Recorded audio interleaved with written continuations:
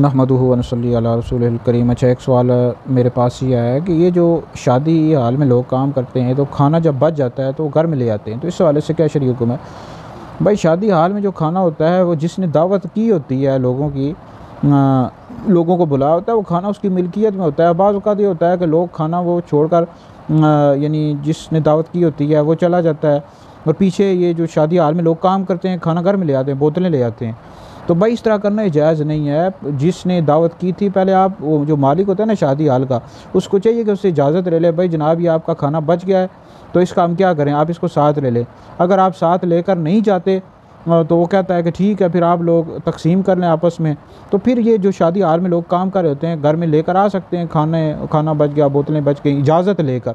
लेकिन ये हमारे यहाँ कुछ ये नौजवान लड़के काम करते हैं बग़ैर इजाज़त के ले आते हैं, तो इस तरह करना भाई जायज़ नहीं है। ये उसकी मिल्कियत में होता है, बग़ैर इजाज़त के खाना लेकर आने की इजाज़त नहीं है।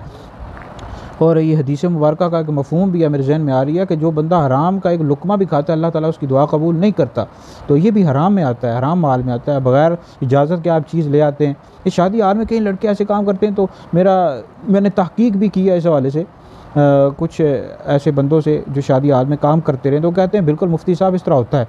तो भाई इस तरह हरगिज़ भी ना करें, शादी हाल से खाना लेकर ना आएँ, इजाज़त लेकर आएँ तो फिर ठीक है, बग़ैर इजाज़त लेकर आने की हरगिज़ भी इजाज़त नहीं है।